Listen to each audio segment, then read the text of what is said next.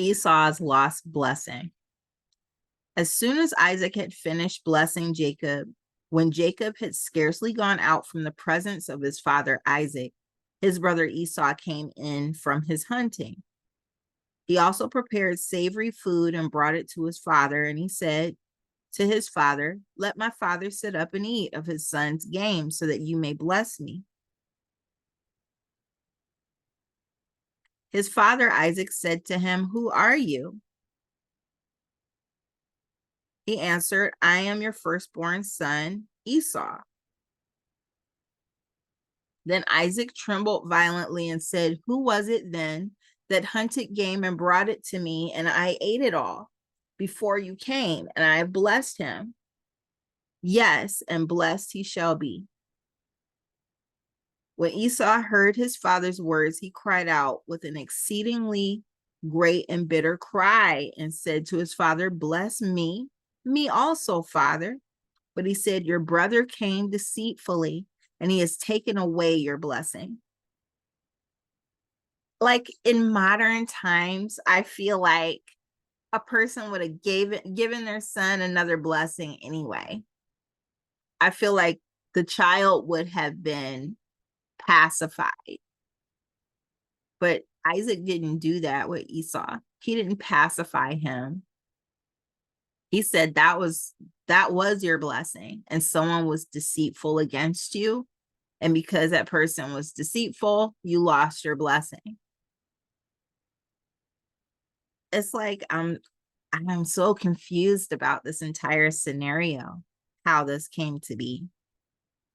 But he said, "Your brother came deceitfully, and he has taken away your blessing." Esau said, "Is he not rightly named Jacob? For he has supplanted me these two times. He took away my birthright, and look, now he has taken away my blessing." Then he said, "Have you not reserved a blessing for me?" Isaac answered Esau, "I have already made him your lord, and I have given him all his brothers as servants, and with grain and wine I have sustained him. What then can I do for you, my son?"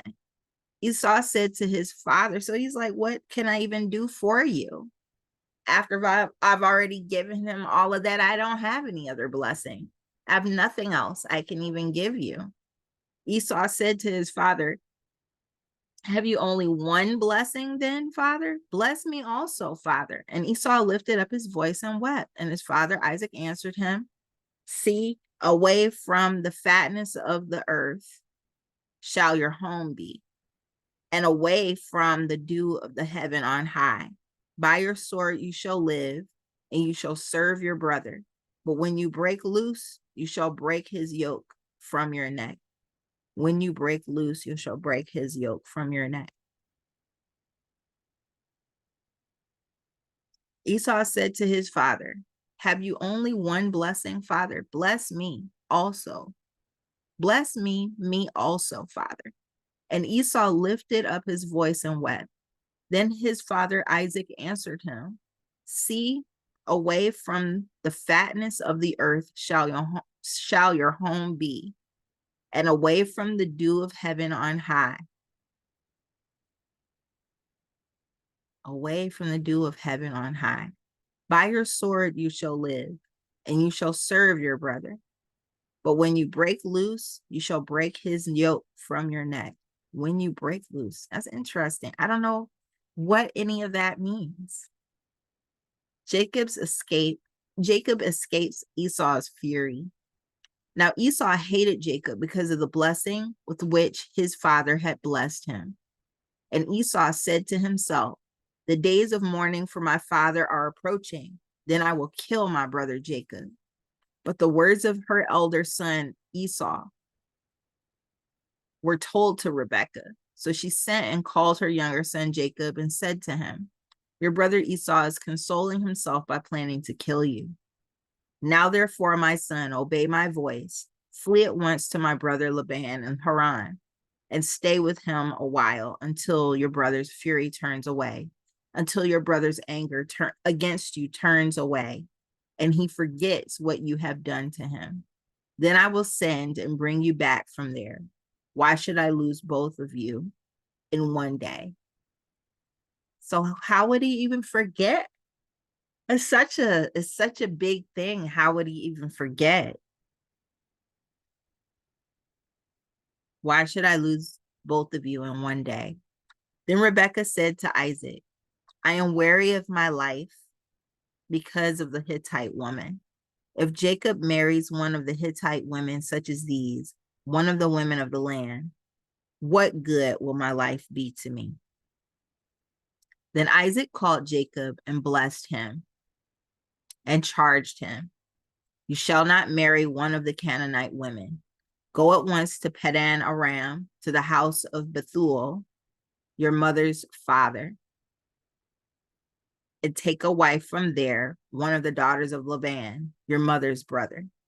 May God Almighty bless you and make you fruitful and numerous, that you may become a company of peoples.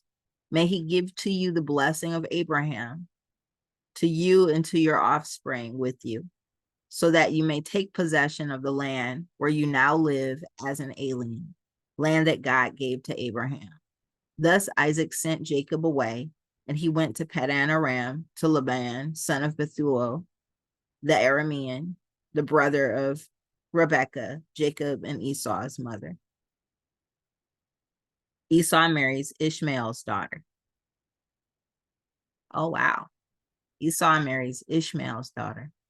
Now Esau saw that Isaac had blessed Jacob and sent him away to Padan Aram to take a wife from there, and that as he blessed him, he charged him, you shall not marry one of the Canaanite women, and that Jacob had obeyed his father and his mother and gone to Padan Aram. So when Esau saw that the Canaanite women did not please his father Isaac, Esau went to Ishmael and took Mahalath, daughter of Abraham's son Ishmael, and sister of Nebaioth, to be his wife, in addition to the wives he had.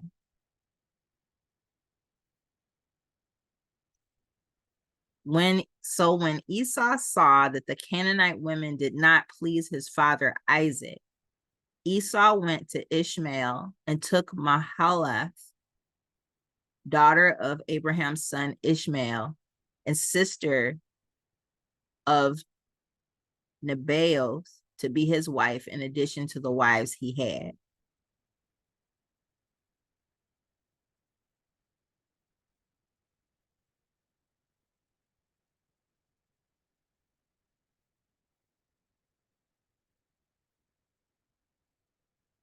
Ishmael's mother was the slave Hagar.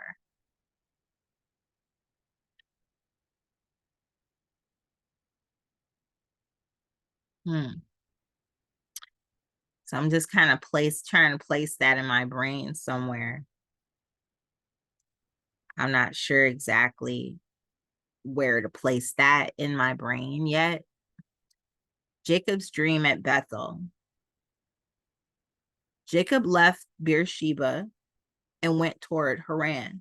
He came to a certain place and stayed there for the night, because the sun had set. Taking one of the stones of the place, he put it under his head and lay down in that place. And he dreamed that there was a ladder set up on the earth.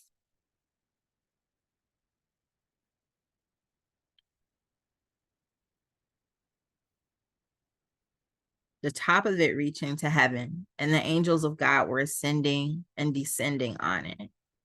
And the Lord stood beside him and said, I am the Lord, the God of Abraham, your father, and the God of Isaac. The land on which you lie, I will give to you and your offspring. And your offspring shall be like the dust of the earth, and you shall spread abroad to the west and to the east and to the north and to the south.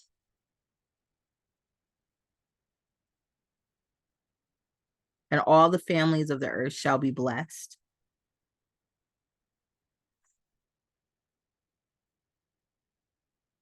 You shall spread abroad to the west and to the east and to the north and to the south.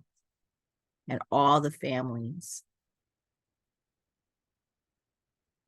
Sorry, I keep getting a bunch of messages. I'm not reading them, but it throws my train of thought off because I'm already trying to figure out what's happening here. I'm going to start again at this. I'm sorry. Jacob left Beersheba and went toward Haran.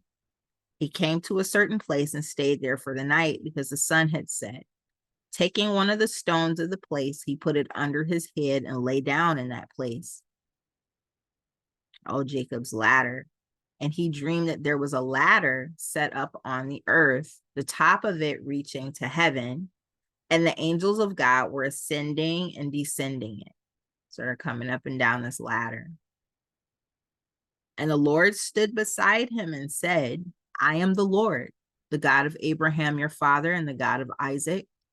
The land on which you lie I will give to you and to your offspring, and your offspring shall be like the dust of the earth. And you shall spread abroad to the west and to the east and to the north and to the south. And all of the families of the earth shall be blessed in you and in your offspring. All the families of the earth shall be blessed in you and in your offspring. That gives me hope that as I pray to the Lord, that all the families of the earth shall be blessed. All the families of the earth should be blessed in you and in your offspring. So that to me gives me hope that the Lord can hear me. Know that I am with you and will keep you wherever you go and will bring you back to this land, for I will not leave you until I have done what I have promised you. Then Jacob woke from his sleep and said, surely the Lord is in this place. And I did not know it. And he was afraid and said, how awesome is this place? This is none other than the house of God, and this is the gate of heaven. Wow. So Jacob rose early in the morning, and he took the stone that he had put under his head and set it up for a pillar and poured oil on the top of it. Of course, I'm gonna cry again, of course. He called that place Bethel, but the name of the city was Luz at the first. Okay, it was called Bethel. It was called Luz, L-U-Z. And then he called it Bethel, which is house of God. Then Jacob made a vow saying, if God will be with me and will keep me in this way that I go, and will give me bread to eat and clothing to wear, so that I come again to my father's house in peace, then the Lord shall be my God. And the stone which I have set up for a pillar shall be God's house. And of all that you give me, I will surely give 1/10 to you. Jacob made a vow saying, if God will be with me and will keep me in this way that I go, and will give me bread to eat and clothing to wear, so that I come again to my father's house in peace, then the Lord shall be my God. And this stone which I have set up for a pillar shall be God's house. And of all that you give me, I will surely give 1/10 to you.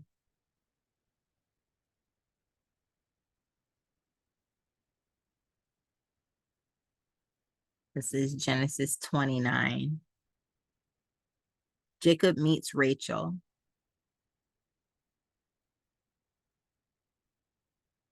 Jacob meets Rachel. Then Jacob went on his journey and came to the land of the people of the east. As he looked, he saw a well in the field and 3 flocks of sheep laying there beside it.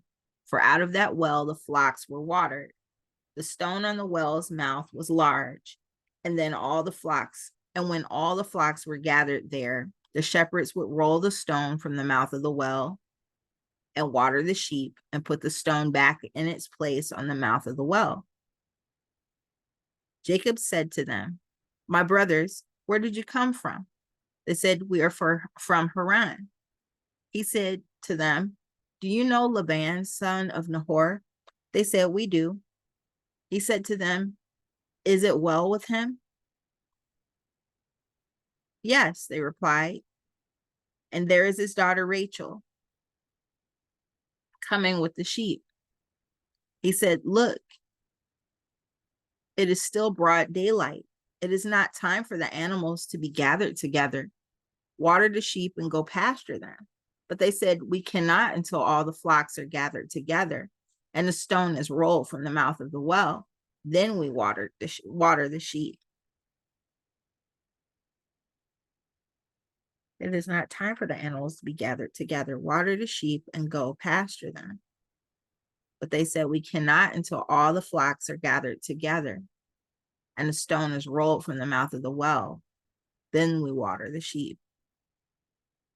While he was still speaking with them, Rachel came with her father's sheep, for she kept them. Now, when Jacob saw Rachel, the daughter of his mother's brother Laban, and the sheep of his mother's brother Laban, Jacob went up and rolled the stone from the well's mouth and watered the flock of his mother's brother Laban. Then Jacob kissed Rachel and wept aloud.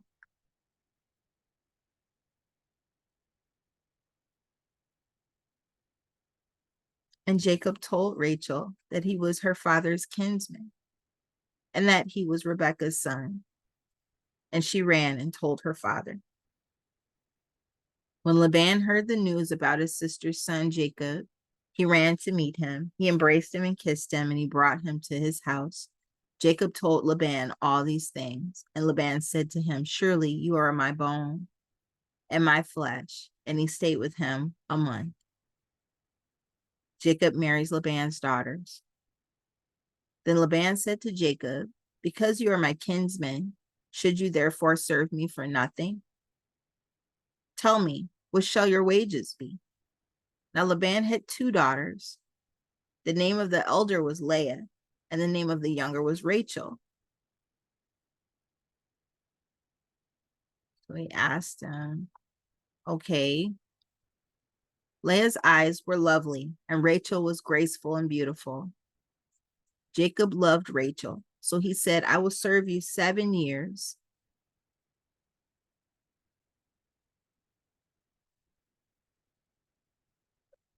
Okay, hold on a sec. I'm trying to get my mind around this a little bit. Okay. Jacob loved Rachel, so he said, I will serve you 7 years for your younger daughter, Rachel. Laban said, it is better that I give her to you than that I should give her to any other man. Stay with me. So Jacob served 7 years for Rachel, and they seemed to him but a few days because of the love he had for her. Then Jacob said to Laban, give me my wife that I may go into her, for my time is completed. So Laban gathered together all the people of the place and made a feast. But in the evening, he took his daughter Leah and brought her to Jacob, and he went into her. So that it was not the right person. Laban gave his maid Zilpah to his daughter Leah to be her maid.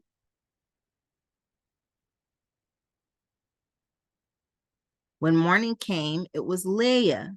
And Jacob said to Laban, what is this you have done to me? Did I not serve with you for Rachel? Why then have you deceived me? Oh. Laban said, this is not done in our country, giving the younger before the firstborn. Complete the week of this one, and we will give you the other also in return for serving me another 7 years. For serving me another 7 years. Jacob did so and completed her week. Then Rachel gave him his daughter, Rachel, as a wife. So he had to have both of them as his wives. Laban gave his maid Bilhah to his daughter Rachel to be her maid. So Jacob went into Rachel also, and he loved Rachel more than Leah. He served Laban for another 7 years. When the Lord saw that Leah was unloved, he opened her womb, but Rachel was barren.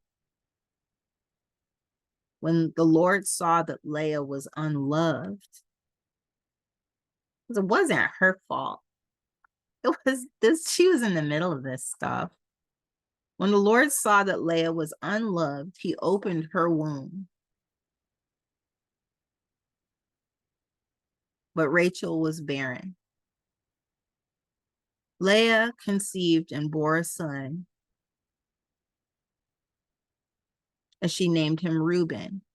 For she said, because the Lord has looked on my affliction, surely now my husband will love me. She conceived again and bore a son, and said, because the Lord has heard that I am hated, he has given me this son also. And she named him Simeon. Simeon. Again, she conceived and bore a son. Again, she had 3 kids, 3 boys. And said, now this time my husband will be joined to me, because I have borne him 3 sons. Therefore he was named Levi, joined to me. She conceived again and bore a son, and said, this time I will praise the Lord. Therefore she named him Judah. Then she ceased bearing. Judah.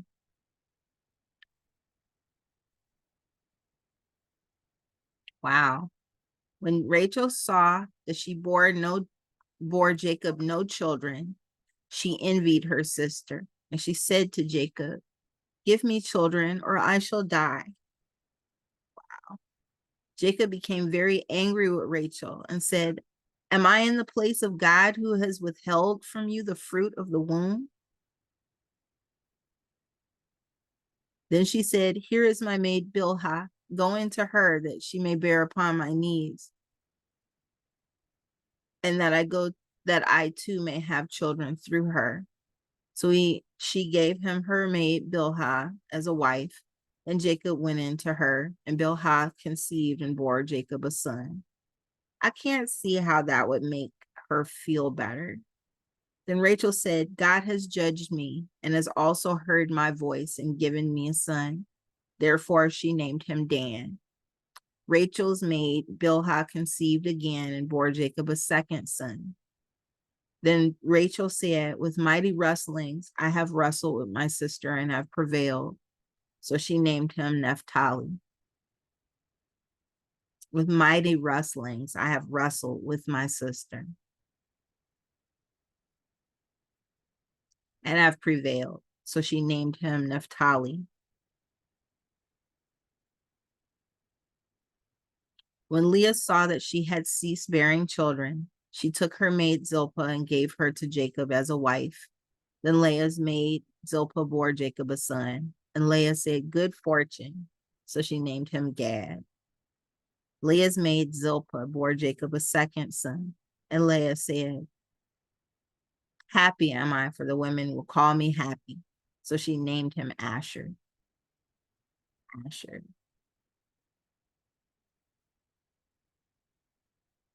In the days of wheat harvest, Reuben went and found mandrakes in the field and brought them to his mother Leah. Then Rachel said to Leah, please give me some of your son's mandrakes. But she said to her, is it a small matter that you have taken away my husband? Then Rachel said to Leah, oh my goodness, in the days of wheat harvest, Reuben went and found mandrakes in the field. So Reuben is Leah's son, right? And brought them to his mother Leah. Yes. Then Rachel said to Leah, please give me some of your son's mandrakes. But Leah said to her sister Rachel, is it a small matter that you have taken away my husband? Would you take away my son's mandrakes also? Rachel said, then he may lie with you tonight for your son's mandrakes. When Jacob came from the field in the evening, Leah went out to meet him and said, you must come in to me, for I have hired you with my son's mandrakes. So he lay with her that night.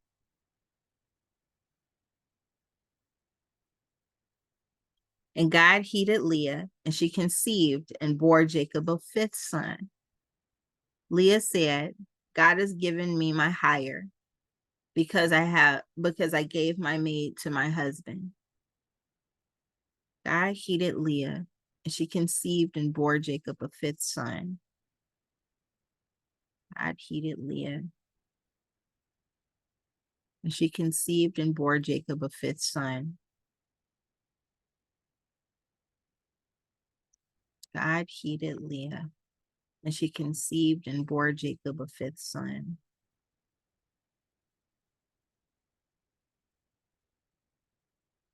Leah said, God has given me my hire because I gave my maid to my husband. So she named him Issachar. And Leah conceived again, and she bore Jacob a sixth son. Then Leah said, God has endowed me with a good dowry. Now my husband will honor me because I've borne him six sons. So she named him Zebulun. Afterwards, she bore a daughter and named her Dinah. Then God remembered Rachel, and God heeded her and opened her womb. She conceived and bore a son and said, God has taken away my reproach. And she named him Joseph, saying, may the Lord add to me another son. Wow. Jacob prospers at Laban's expense. When Rachel had borne Joseph, Jacob said to Laban, send me away, that I may go to my own home and country. Give me my wives and my children for whom I have served you, and let me go. For you know me, for you know very well the service I have given you. But Laban said to him,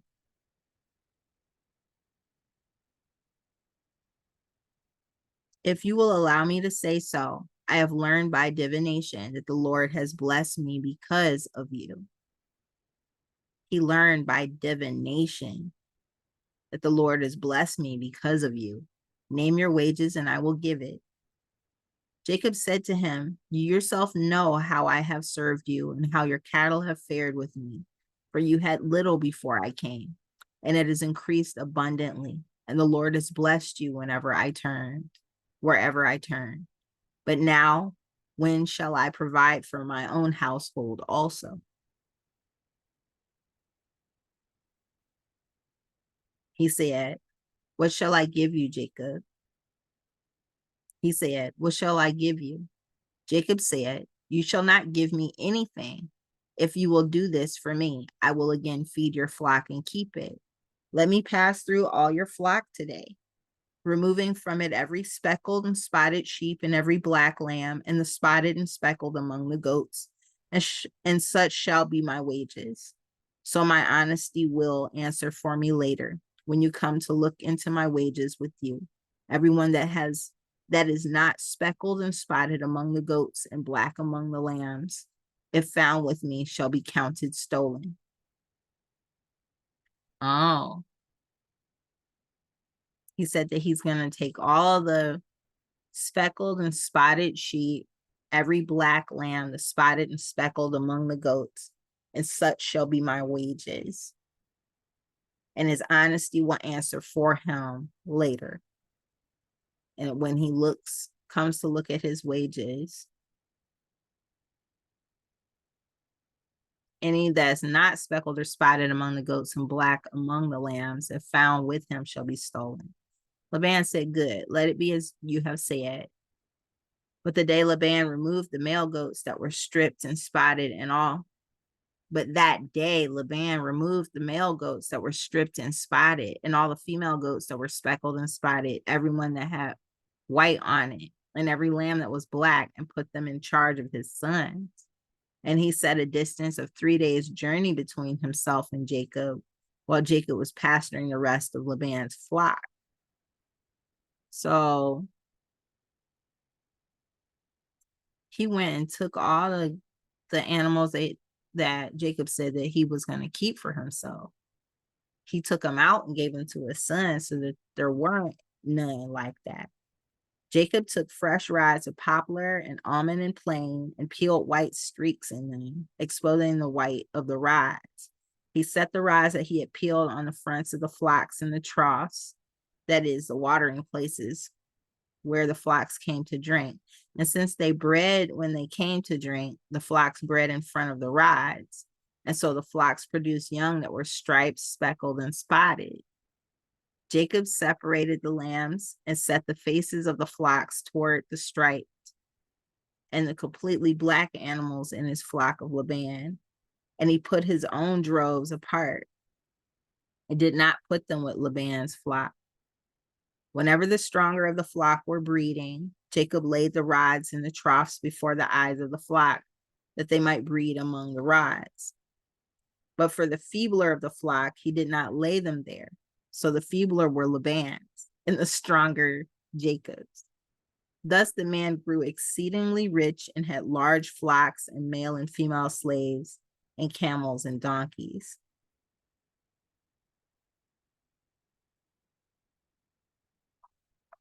Huh. What I get from this is that Jacob had a clever way to sort the flock so that he could choose which ones were stronger, and he could also choose the ones that were breeding speckled, black, and striped. And he had, like, even though Laban had taken all those other animals out, when the flocks came to the water to drink, they would breed. And so he still ended up getting what it is that he said that he was going to get. Thus the man grew exceedingly rich and had large flocks and male and female slaves and camels and donkeys. So this is Genesis 31. I'm going to end it here. Talk to you in a little bit.